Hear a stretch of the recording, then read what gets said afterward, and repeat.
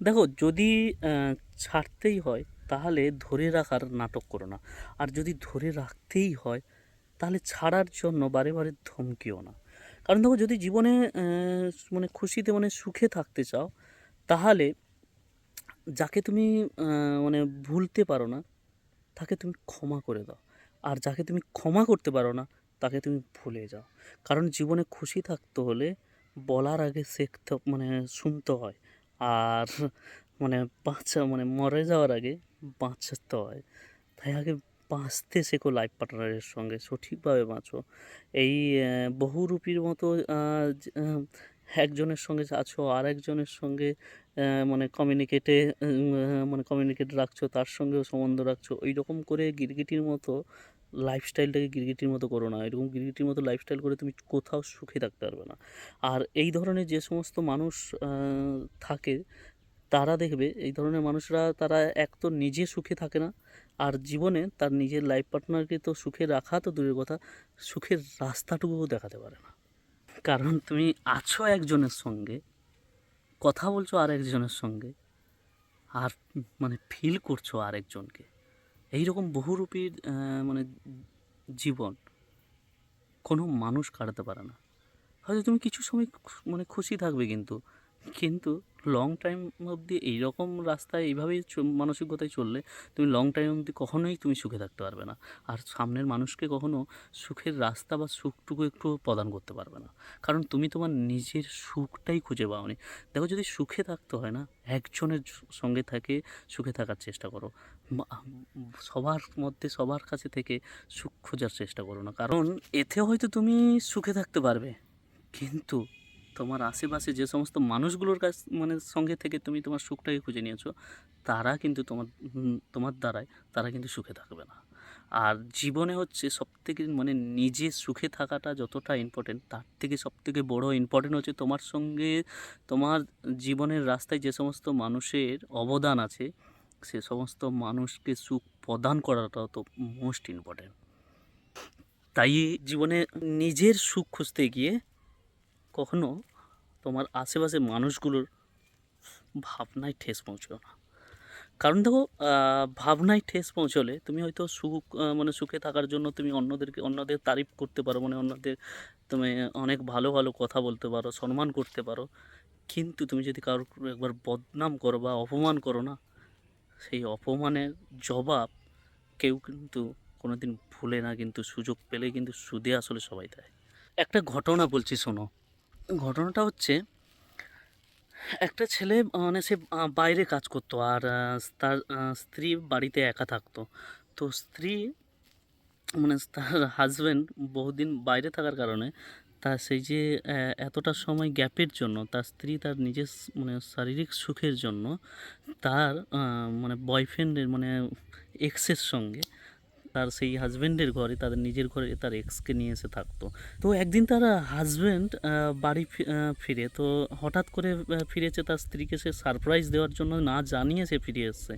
এবার বাড়ি ফিরে যখন দেখে না, বাড়ির সামনে তার বন্ধুর গাড়ি পড়ে আছে। তো বাড়িতে যখন নক করে, তো তার স্ত্রী মানে ডেলিভারি বয় ভেবে গেট খুলেছে। তো সেইখানে তার হাজব্যান্ডকে দেখে সে চমকে গেছে। যে কোনো লোক চমকে যাওয়ার কথা, পিঠ পিছে এইরকমই কাজ করে বেড়াচ্ছে, চমকে গেছে। তো সেই জায়গায় তার হাজব্যান্ড, সেই ঘটনা তার চোখের সামনে ধরা পড়ে যাওয়ার পর তার হাজব্যান্ড সেখানে কোনো কিছু হাল্লা মোল্লা না করে, কারণ মহল্লায় পাড়া প্রতিবেশীর কাছে নিজের মানুষের নামে এমন সে হাইলাইট, একটা ভালো পজিটিভ হাইলাইট করেছে, সে আজকে কী করে তা সেই নিজের মানুষের কাছে জন্য লোকেদের কাছে আবার বদনাম করবে। তো সেই এতে সে আর কিছু চুপচাপ মানে সবটা তার বুকে সয়ে গেছে। এবার একটা ভেবে দেখো যে এই জায়গায় একটা পুরুষের মধ্যে তার স্ত্রী, যে স্ত্রীর ভরসায় বাড়িঘর ছেড়ে যে ছেলে বাইরে পড়ে আছে কাজে, সেই ছেলে যখন এসে দেখে যে তার স্ত্রী এইরকমই তার বন্ধুর সঙ্গে এরকম শারীরিক সুখের জন্য লিপ্ত হয়ে আছে, তার মধ্যে কতটা কষ্ট ফিল হয়। তো সেই জায়গায় সে কিছু বলেনি।